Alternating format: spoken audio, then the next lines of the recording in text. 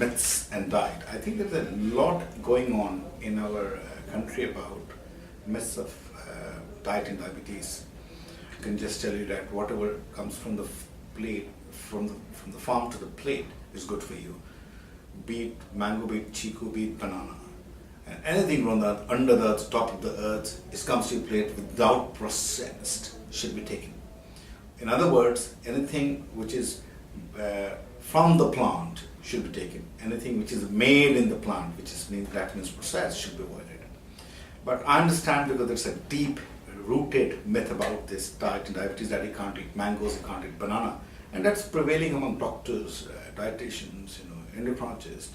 Sadly, and it's going on for many years. And why do I say that diet in diabetes is so simple to follow and do not complicate it?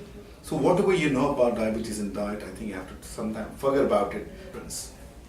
I'm sure you must have seen the pyramid of diabetes or any diet. There's nothing called diabetes diet. That high fibrous fruits, cereals, vegetables, small amount of protein, and a little amount of fat intake.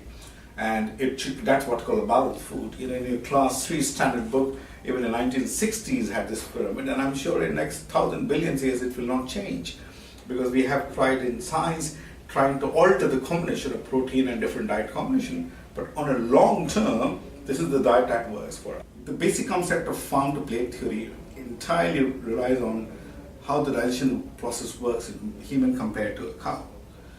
Cow is able to digest anything what we give it. Be it grass, be it palak, be it banana, is able to extract everything out of it. But when it comes to humans, that when we give any complex carbohydrate or anything of the plant extract, they will have a large amount of cellulose in it, and we are not able to digest them. And that's what the important thing is about, right? Those fiber which we can't digest is an important part of your food chain, and it's very important to eat them.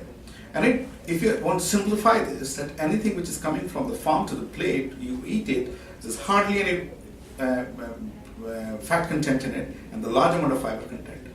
Compared to anything which is processed, like a typical example of a Marie biscuit, if you take 4 Marie biscuits, it gives you 112 calories. Equivalent to 108 grams, around 100 gram banana will give you around 100-ish calorie. Why there's a difference in the one average 100 gram banana to a 4 Marie biscuit? Because the size is small, because there are fat content, there's processed carbohydrate, more simpler sugar compared to the complex carbohydrate and the starch and the fiber the banana has. So that's why we say beet mango, beet chiku, beet any plant food will have more complex carbohydrate. And when it comes to the cow, is able to digest everything.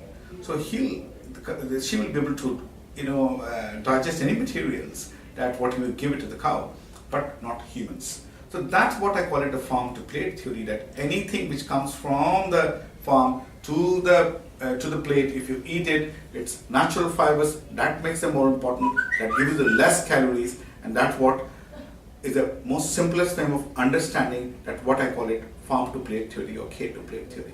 And we also want to go a little more deeper in scientific theory. We call it glycemic index. It means how much that carbohydrate, if goes to the human body, how much quickly the glucose is released into the body.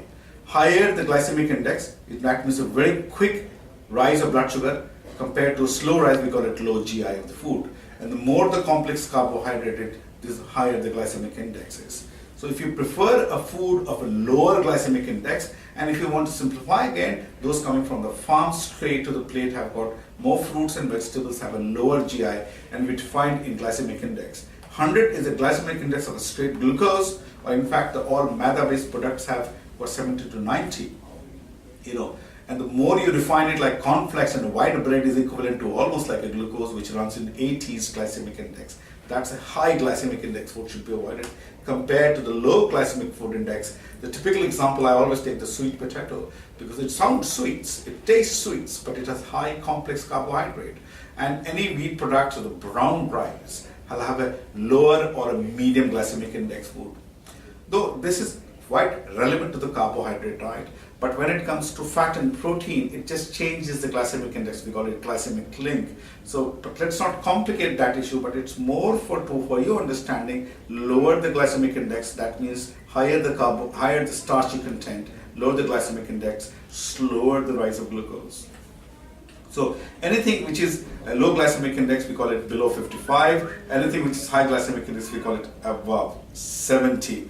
And if you look at the fruits, look at the cherries, they have low glycemic index food. In fact, the mangoes are in 50s and 60s, banana is 58. One thing about the watermelon has got one of the highest glycemic index after, and the dates. But the watermelon quantity of the water is so high and the amount you take is usually small. So watermelon has got one of the highest glycemic index, but we still recommend to take it.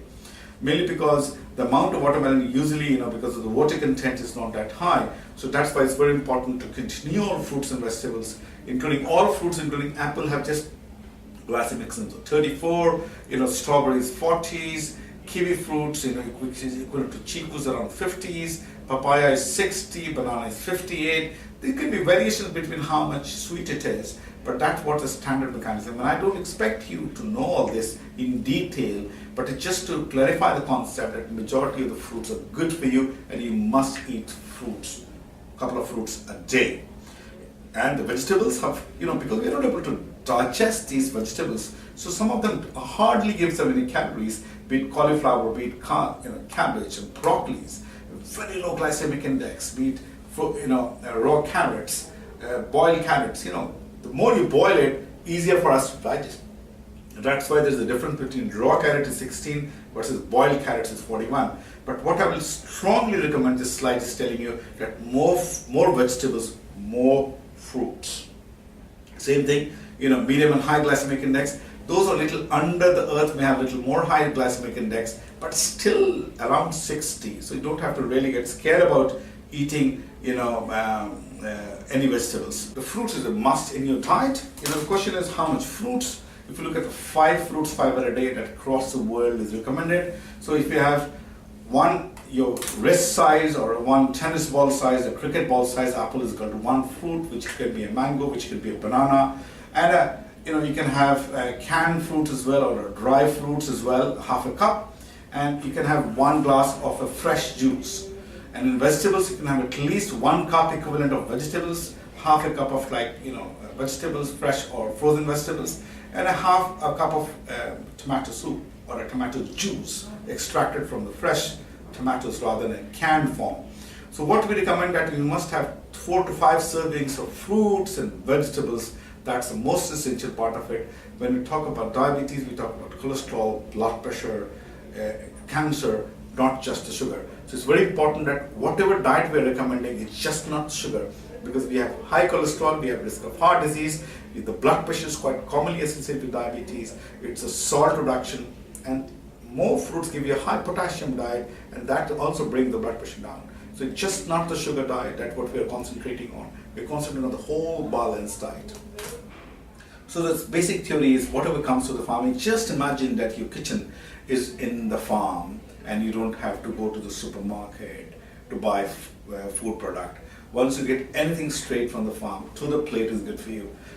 It's very difficult to imagine, but it's not simple. I think most of us know that, what's grown on the farm, being wheat, comes to plate as a form of roti compared to a maida, which is processed, the fiber is thrown out, compared to an orange straight taken compared to processed and fibers thrown out in a grinder. So it's as simple as that. If you eat whole orange compared to the whole mango to the whole wheat is much better compared to that. That's our theory. Be it onions or be it garlic, be it anything. But try to eat not in processed form. You will be right on that.